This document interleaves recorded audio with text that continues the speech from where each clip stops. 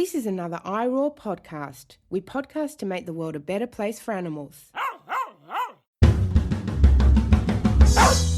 Dr. Siobhan O'Sullivan does like knowing animals. Dr. Siobhan O'Sullivan does like knowing animals. Hello everyone, and welcome to Knowing Animals. Knowing Animals is a podcast in which we speak to animal studies scholars about a piece of their work. My name's Josh Milburn, I'm standing in for Siobhan O'Sullivan, and I do like knowing animals. This episode of Knowing Animals is brought to you by ASA, that's A-A-S-A. ASA is the Australasian Animal Studies Association, one of the most significant animal studies organisations in the world. You can join for just $60 Australian if you're a waged academic, or for $15 Australian if you're a student, unwaged or precariously waged. You can follow ASA on Twitter at AASA_animals, and you can find them on Facebook. Or take a look at their website for all sorts of up-to-date news of interest to the animal studies community, calls for papers, conferences, research funding, and more. This episode is also brought to you by the Animal Publics book series, which is part of Sydney University Press. Earlier this month, Dingo Bold, The Life and Death of Kagari Dingoes by Rowena Lennox was published. The next book in the series is released on the 1st of February. That's Enter the Animal, Cross-Species Perspectives on Grief and Spirituality by Taya Brooks-Preback. Let me read you a quick quote from Mark Beckhoff about the book. Enter the Animal is a fascinating journey into the hearts and minds of non-human animals and our shared capacities for experiencing a wide variety of deep and rich emotions. Employing an impressively broad scope of interdisciplinary research, this most important and forward-looking book offers a lucid, engrossing and insightful exploration of the capacities for grief and spiritual engagement that humans share with other animals. If that doesn't wet your whistle, I don't know what will. Now, this week on Knowing Animals, we are joined by Alice Oven. Alice is a freelance writer on animal ethics and human-animal relationships, as well as a senior editor in life sciences and veterinary medicine at CRC Press, which is part of the Taylor and Francis Group. She's also a recent graduate of the University of Winchester's MSc programme in Animal Welfare Science, Ethics and Law, which is offered through the university's Centre for Animal Welfare. Today, we're going to be talking about her book, The Clean Pet Food Revolution, How Better Pet Food Will Change the World, which was co-authored with Ernie Ward and Ryan Bethencourt. The Clean Pet Food Revolution was published by Lantern Books in 2020. Welcome to the podcast, Alice. Thank you, Josh. It's an absolute pleasure to be here, and it's particularly exciting to have the opportunity to speak with you about this topic, given that your article, Not Only Humans Eat Meat, was part of my inspiration to delve into these ethical issues in the first place. Oh, well, thank you very much. So let me start with a question about that background. So what was it that led you to work on this topic, and how did this book come about? Wow, I guess there are a lot of different answers to that question, but I suppose my biggest motivation for writing a book like this was really to encourage people to use those compassionate relationships that they've built with their pets as a kind of starting point to apply that same compassion to so-called food animals. And the first step in doing that is obviously to stop feeding those cows, pigs and chickens to our dogs and cats. I've always been fascinated by these differing ways that humans treat dogs and cats compared with other domestic animals, the ones that we raise for food rather than companionship. There's this chart that we reproduce in the book that shows how much money people donate to farmed animal charities compared to pet shelters, and it's less than 1% compared to 66% going to shelters, despite the fact that for every dog or cat euthanized in a shelter, about 3,500 farmed animals are confined and slaughtered. So I guess what I wanted to do is have this book help pet owners, people who are already connected with animals, expand their circles of compassion. I really wanted it to remove the barriers that stand in the way of thinking about the animals in the food, as well as the animals that are eating that food. I'm personally an obsessive dog owner, as you might know from looking at me on Instagram. But nobody understands that bond that we share with the animals better than I do. But surely this should be a starting point for broader empathy with all animals. The problem is, as long as we're relying on animal meat to feed our dogs and cats, we're only reinforcing those categories of food versus friend. So that was kind of the, overlying motivation for writing the book. And then in a more practical sense, in terms of just being in a place to write the book on this at all, it was really just being in a case of right time, right place. I was bang in the middle of my MSc in animal welfare. I was thinking about animal ethics a lot more broadly. And every week I'd be kind of reading these more grim and depressing articles and chapters about the ways that farmed animals suffer for our food. I'd been vegan for about a year, and my husband, who's actually now vegan too, had stopped bringing animal products into our home, except for the meat that we were feeding our dog. And that was starting to make me feel really uncomfortable, especially when I realised that there were so very few high welfare labels on pet food, even if high welfare still really kind of meant anything to me. So I did some research and I decided to start trying to feed plant-based food to my dog. A few months in, and he was doing really well. He was full of energy, he was enjoying his food as much as ever. He had no sign of the heart or ear problems that commonly afflict his breed. And that motivated me to write this short blog piece about why I'd made the switch, kind of talking about those ethical and environmental reasons, but also detailing some of the problems with meat-based pet food, which I've been finding out more about. And then it was that I got a call from Ernie, who's an American veterinarian who I'd met many years ago at a veterinary conference. And I'd actually tried to sign him up to write a book for the publishing company I work for. That didn't actually work out, but Ernie was now chief veterinary officer at biotech pet food startup called Wild Earth. And they create fungi-based and cultivated meat pet food for dogs. He and their CEO, Ryan Bethencourt, wanted the three of us to co-author a book that would show other pet owners how better pet food could quite literally change the world. I'd actually just finished reading Shapiro's Clean Meat at the time, which cites Bethencourt's work funding cultured meat startups. So to be honest with you, I was a bit starstruck. I was thinking, these huge players in animal science want to write a book with me? So obviously I was going to say yes. Let me start with this kind of personal tension that you talk about. I found that a lot of people, even vegans, are very resistant to the idea that we should be changing what we feed our companion animals. And the idea that, for example, we could feed dogs and especially cats a plant-based diet is something that they get very upset and angry about. Has that been your experience as well? 100%. Yeah, I mean, I think the first barrier to eliminating animal meats from pet food is really ideological. A lot of the criticism comes from this idea of what right do humans have to impose our values on our pets? How can we interfere with what's natural for a wolf descendant or this feline predator? But this barrier can actually be easily overcome with a little reading and also some mental reframing, I think. Our pets don't lead these natural lives in any respect. It's not natural to microchip them or to give them veterinary care when they get sick, or to provide warm beds and shelter, to leash our dogs when they walk around the city, or even to provide litter trays for our cats. But we do all of these things because we care about them and we want to keep them happy, healthy, and safe in a world that's increasingly designed for humans, not animals. So why shouldn't feeding them a diet that's healthy and ethical be a part of that too? I think people are just generally quite scared. They're worried that they're going to harm their pets because of all these myths about carnivorous dogs and these ideas that it's animal abuse to feed your cat plant. And you've also got this social pressure as well, even among the vegan community, like you said.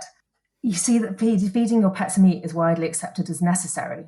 If you look on any social media post, for instance, promoting vegan pet food, you see these comments just chastising people for forcing their ideals onto their pets and physically depriving them of meat. But I think we need to remember that these comments generally come from an emotional rather than an informed place. So if you are a vegan or vegetarian, you're questioning the ethics of feeding your pet other animals. I think that's great. I mean, that's a whole other level of cognitive dissonance that you're rejecting. But then more practically, I would suggest doing your own research into the benefits and safety of plant-based food.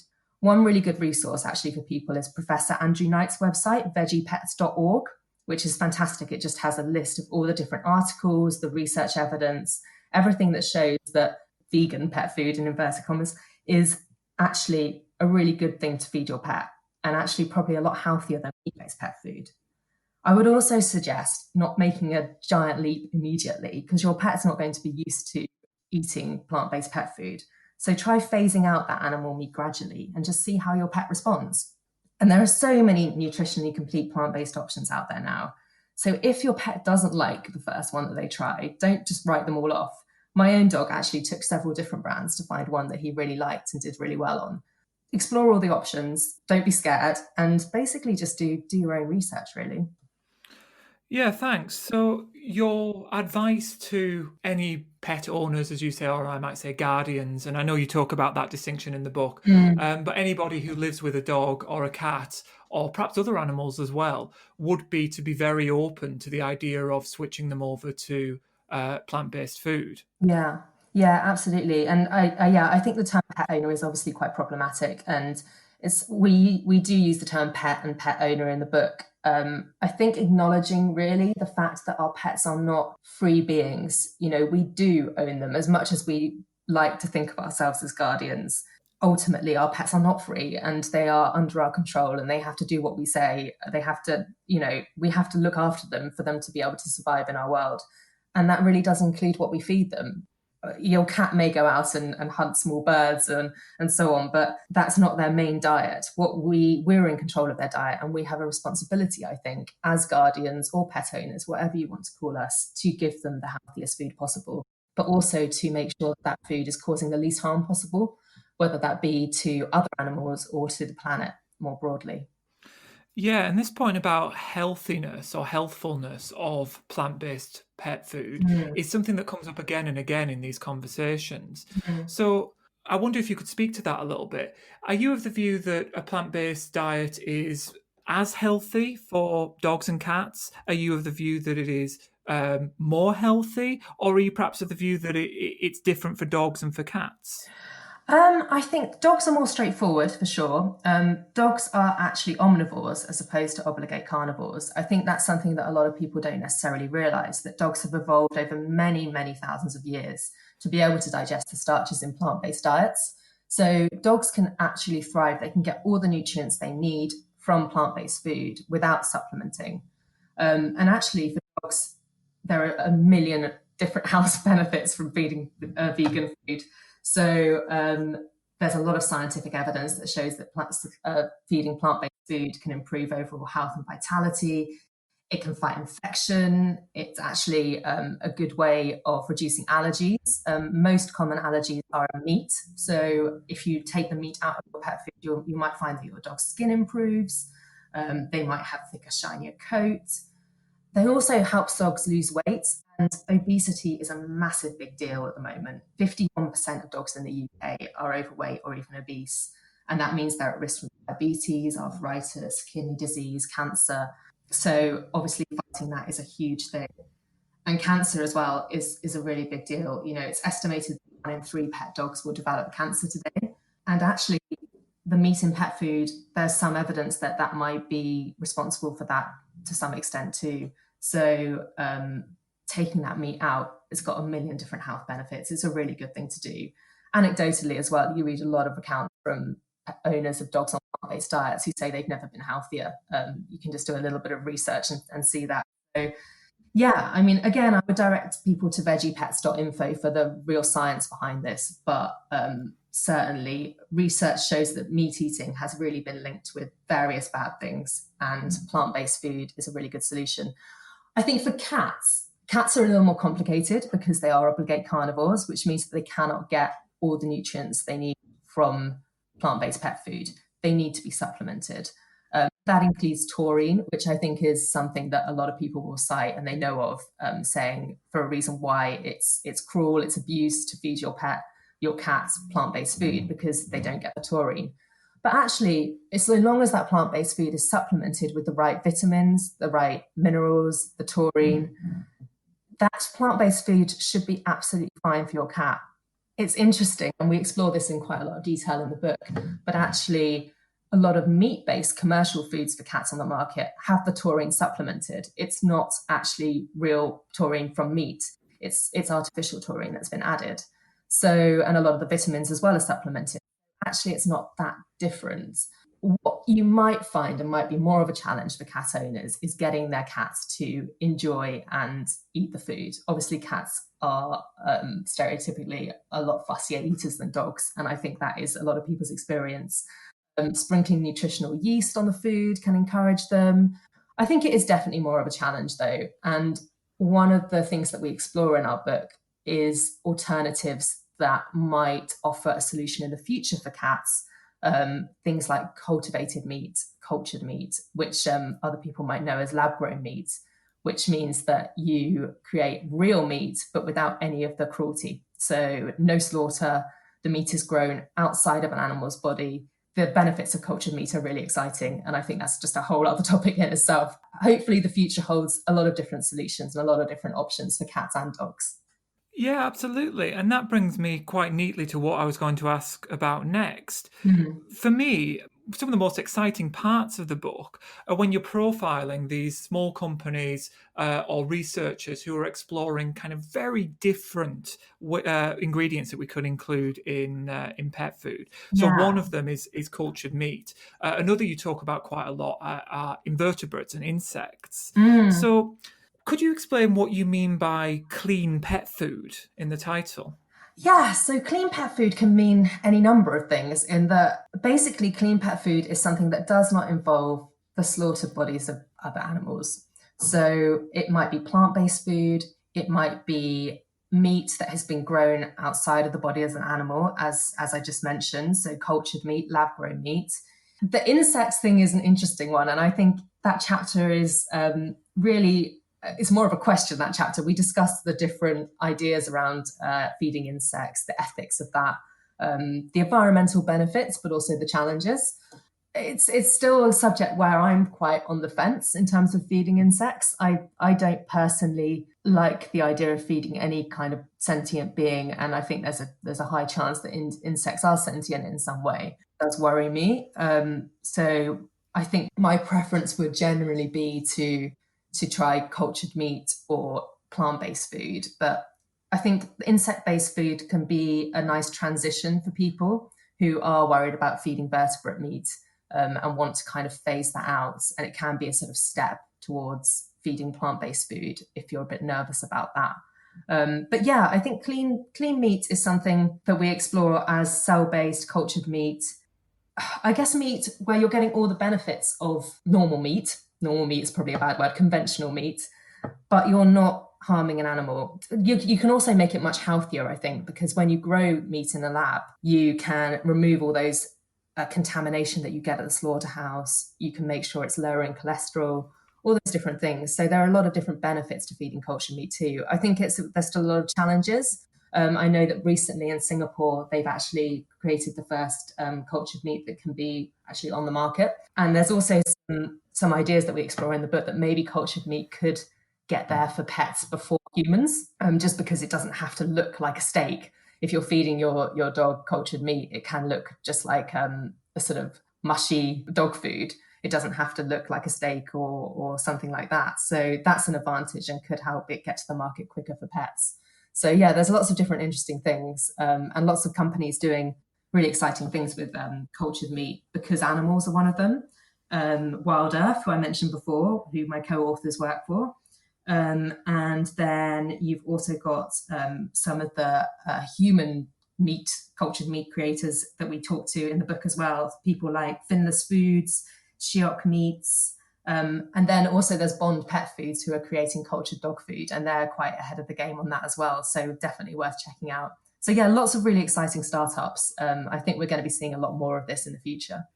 Yeah, that's very exciting. I know this is a very difficult question, but I think it's one that's going to be on the minds of lots of listeners. When are these kind of products going to be available? Well, I think we're still a little way away from that. I think some companies say, we're looking at 2 years, or we're looking at next year, it's very optimistic. But there are challenges in terms of certainly regulation. I think one of the reasons why Singapore have been early on in this is because they don't have the same challenges in terms of getting it approved. So in America, that's a really big issue. There's also this challenge with the growth medium used. So the Singapore meat use fetal bovine serum, which is a very cruel kind of growth medium. I mean, it is what it sounds like. And there are plant-based alternatives to using that. So I think we have to make sure that the food that we're feeding our pets, if we're using cultured meat, it has not used that fetal bovine serum. It's used a plant-based alternative so that it is truly ethical. Otherwise, you're kind of taking away the whole point. I mean, my estimate would probably be for cultured pet food, you'd be looking at sort of 4-5 years, maybe. I mean, this is a total guess, but I just think for pet food, price is also obviously a major concern, and this meat is going to be very expensive. I think people will be willing to pay a sort of premium price, but it's still not going to be the same sort of level as if you were paying for meat for humans.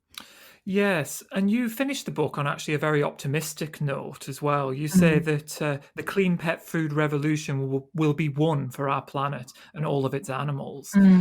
I mean, I try to be optimistic, but sometimes it's hard.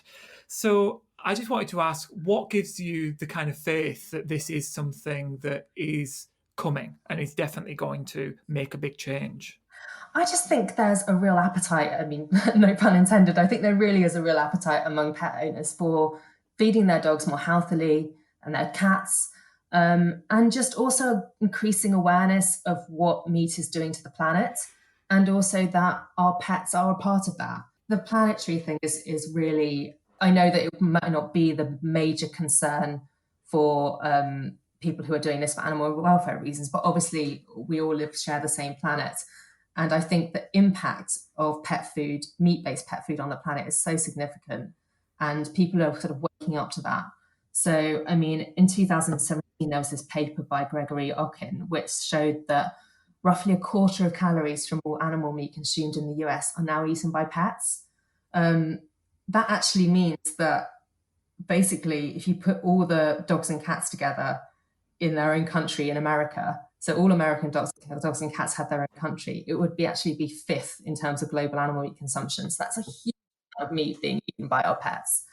And I think that people realize that this is having a big impact, and they want a planet that we can inhabit, and people don't want to stop having pets. I know that a lot of people, certainly vegans, having pets is a complicated issue, and maybe it's not ideal. But I think for the most part, most people do not want a world where they can't afford to keep dogs and cats. And yeah, I think that's a huge motivation. I just see people asking questions. I see more posts on social media about plant-based pet food. I see more companies springing up. I mean, you look at the landscape maybe 2 years ago and you had maybe 1, 2 plant-based pet foods on the market.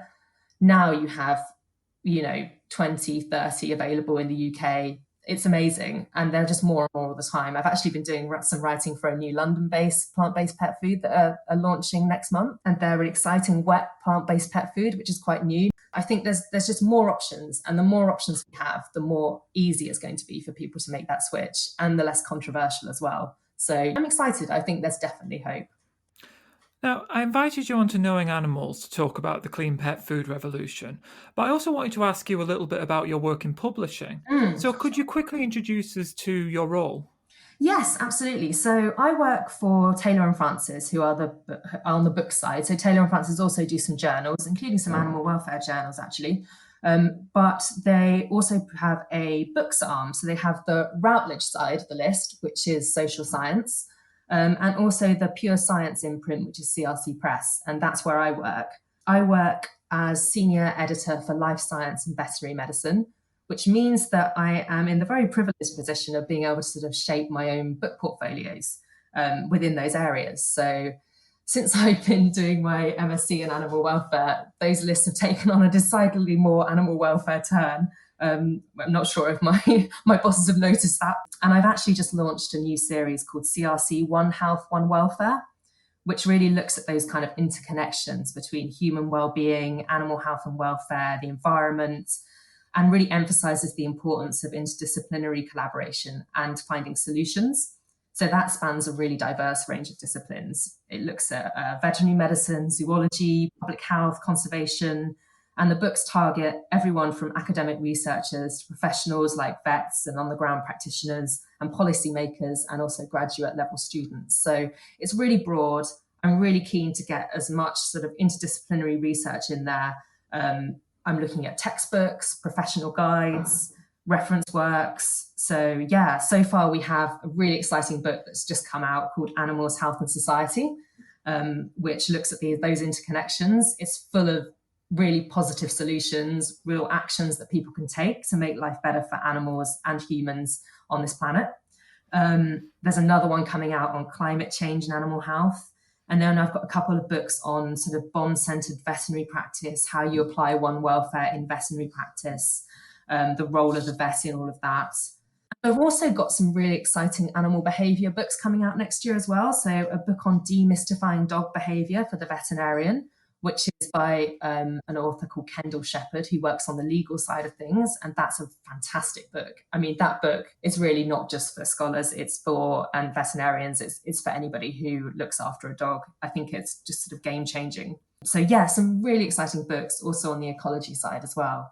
And I'm very much open to new proposals. So if there are people listening to this who have books in mind, who really want to write a book, whether it be a textbook or a professional guide or a monograph, please do contact me, and I'd love to explore those ideas. Great, and you're very welcome to proposals in animal studies, are you? 100%, yeah, very much so. And I know that my colleagues in Routledge also do a lot of animal studies. So if the books are more on the social science side, I can certainly put people in touch with the right editor there as well. So yeah, please do get in touch if you have anything on that side of things.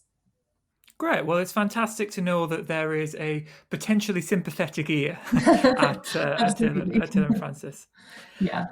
Now, I ask everyone who comes on Knowing Animals 5 quick questions. Are you ready for your 5 quick questions? I'm ready as I'll ever be. Great.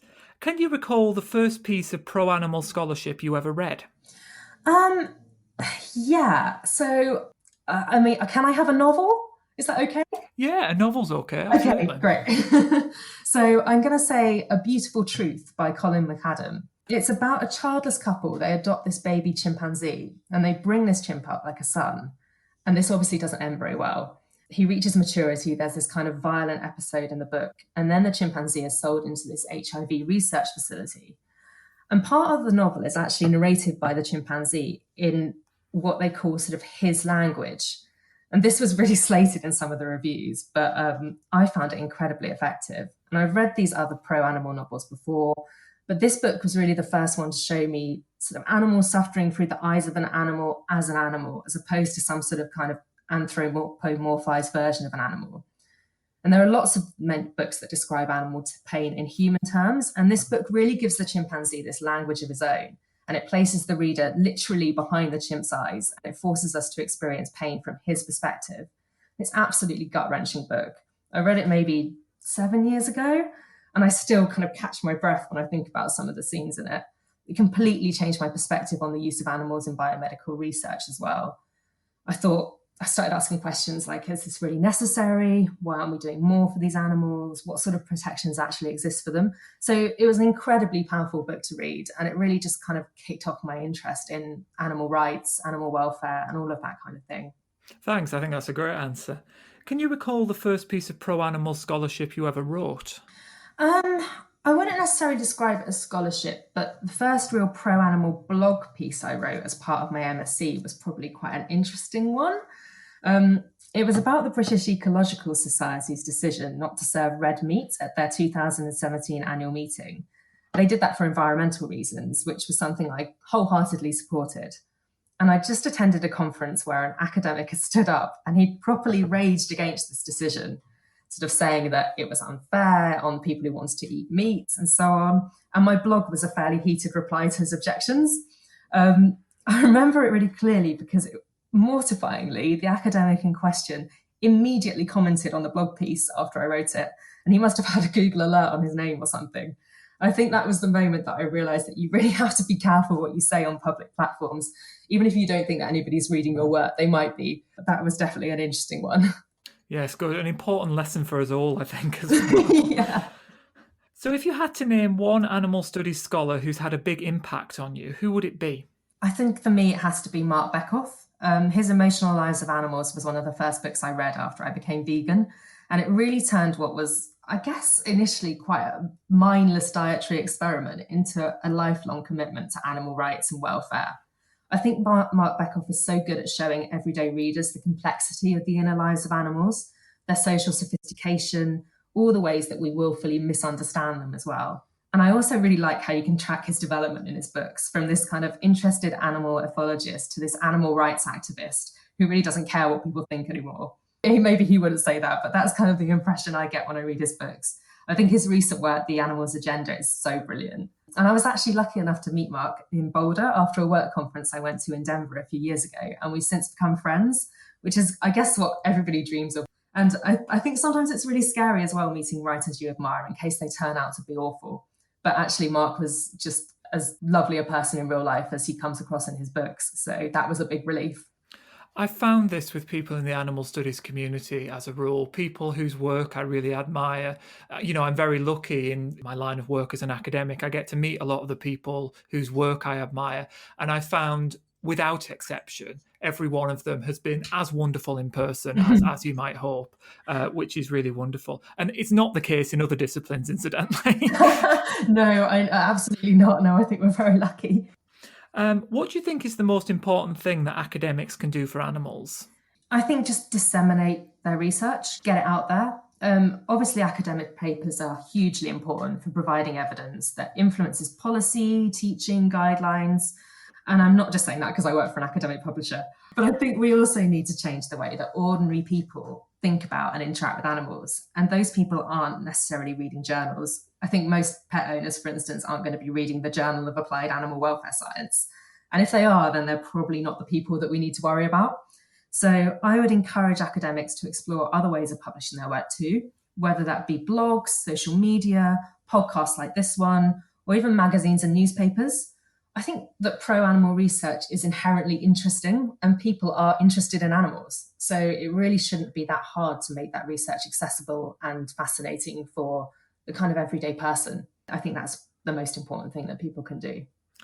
If you had the power to change one thing about the human-non-human animal relationship, what would it be? I think this is a really interesting question. I guess a lot of people sort of say shared language, and that's kind of what I initially thought. But actually, I think that there's this kind of inherent emotional connection that some people have with non-human animals and others just don't. I think you either care or you don't, and no amount of education or kind of shocking animal rights videos or clever debate is going to change that. And I think that's why I'm sort of this great believer in practical solutions like cultured meat that focus really on behaviour change rather than mental change. Because I don't for 1 minute think that we can just wait for everybody to have this kind of moral epiphany. I just don't think that's going to happen. Some of my kindest, educated, compassionate friends would do anything for a fellow human, but animal suffering just kind of leaves them cold. So I guess if I had the power to change one thing, I would introduce that particular kind of sympathy or even empathy to every human so that we're all sort of primed to see non-human animals as just worth bothering with. Now, my next couple of questions are more about your own writing than about your publishing work, but you're very welcome to answer with both hats on if you like. Sure. So what is it you're working on next? I'm actually trying to publish my dissertation next year, is my plan. So I finished my MSc this year and my dissertation is all done with.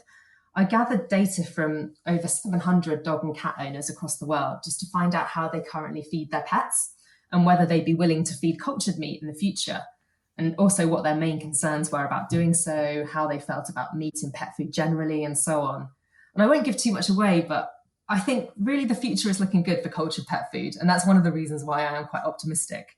So I'm really keen to publish that somewhere. And I've also been doing some freelance writing for a new plant-based pet food company in London that I mentioned.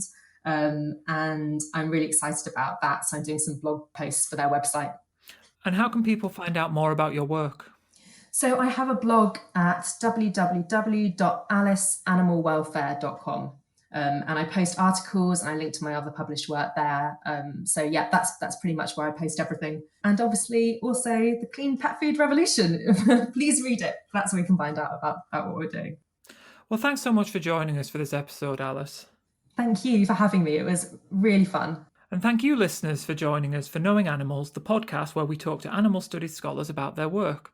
Don't forget to follow us on Twitter at knowing_animals or on Facebook at Knowing Animals. You can also follow me on Twitter at Josh L. Milburn or on Instagram at A Vegan Philosopher.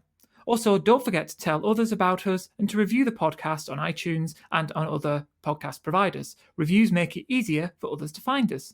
I'm Josh Milburn, and I do like knowing animals. For more great iRaw podcasts, visit irawpod.com. That's IROARPOD.com.